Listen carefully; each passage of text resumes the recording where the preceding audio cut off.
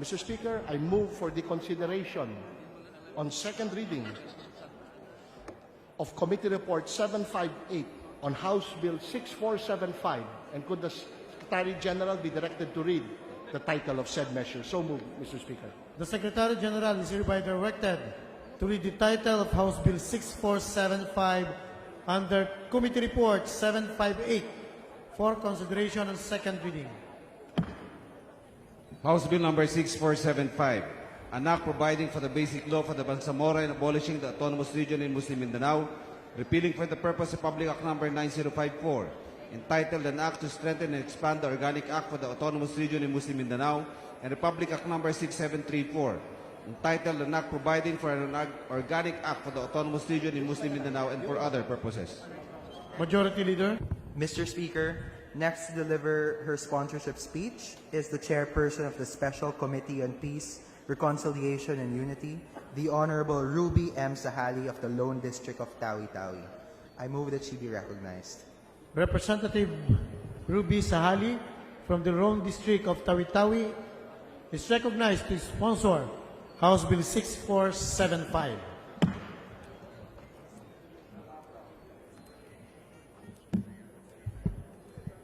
Bismillahirrahmanirrahim. Assalamualaikum warahmatullahi ta'ala wabarakatuh. Mr. Speaker, Majority Floor Leader, distinguished colleagues, Assalamualaikum.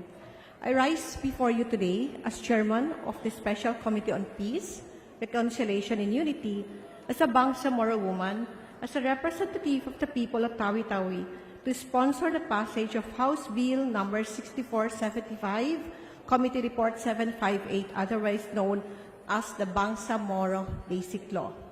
The last 6 months have been tedious, but an overwhelming teaching and learning experience not only for me personally, but for all of us members of the joint committees, including our legislative staff, the Secretariat, and everyone else who have been working hard to reach this point.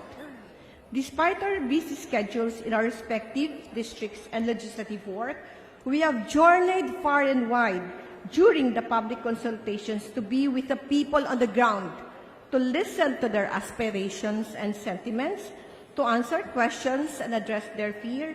We owed it to the people, Mr. Speaker.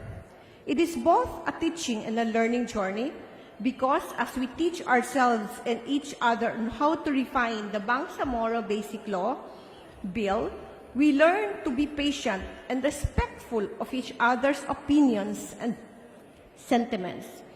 We have deepened our analysis of the laws to guide us so we can act a law that is more inclusive and people-oriented, a law that is truly from the people and for the people we serve and lead. Personally, Mr. Speaker, it has been an emotional journey because I have learned so much of our history and culture as a Bangsamoro people. Traveling to mainland Mindanao for the public consultations had given me a different perspective on the cry for self-determination. It is not just but about political self-governance and independence, but of being able to determine for ourselves a future that is our own without external compulsions, a future for our children to benefit from. Our unique history and aspirations are a key to opening doors of opportunities that is uniquely Bangsamoro. There was a point along the way that I almost cried in an outburst of emotions, not only knowing what to do or say to the people of Tawi-Tawi, who might lose employments with jobs that fed families and their children, send their children to school under the current ARMM setup. There are 41,184 positions in ARMM and 34,472 of which are from Department of Education.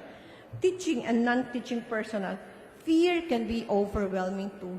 Change can give us that kind of feeling. The idea of the unknown that can give us the frightening chills, the kind that can make us want to give up the fight, and just to be comfortable with what we already have.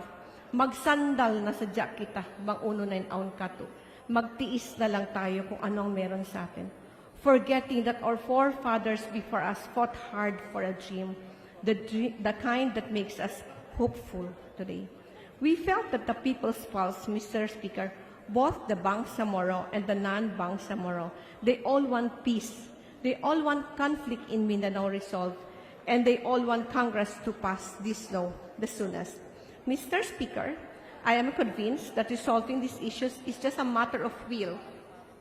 The overriding consideration is the desire for a political settlement in a region that has been in pain and suffering for so long already.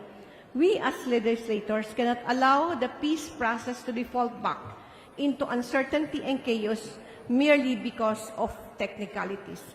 Mr. Speaker, my dear colleagues, I am truly grateful to be a part of this toilsome but priceless journey. I am thankful to be a part of this groundbreaking realization of attaining peace in Mindanao.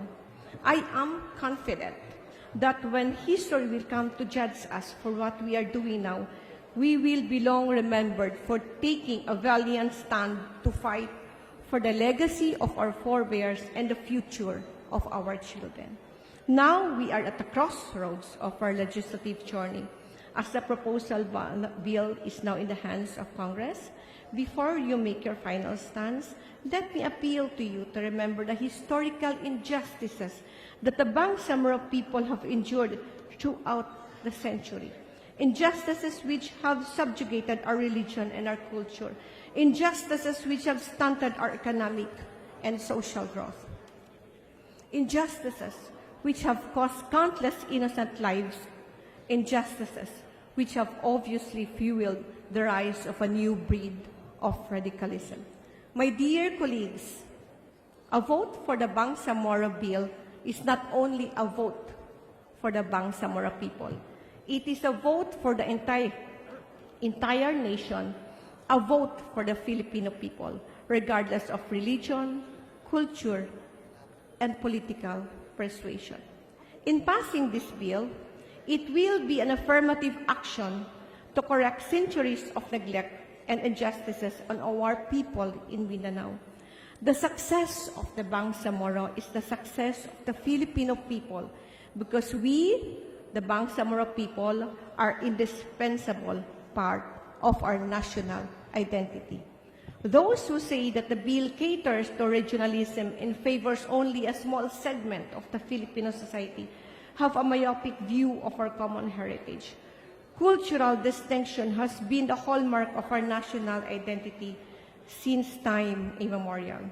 It is time to nurture this asset and make it work to achieve our common goal for a national unity as well as genuine peace and development.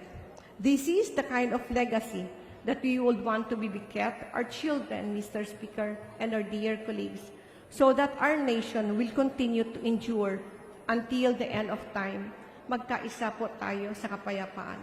Onward now to peace, reconciliation, and unity. Wabilahil tawfiq walidaya. Assalamualaikum warahmatullahi ta'ala wabarakatuh. Thank you very much, Chairperson of Committee on Peace, Reconciliation, and Unity. Majority Leader.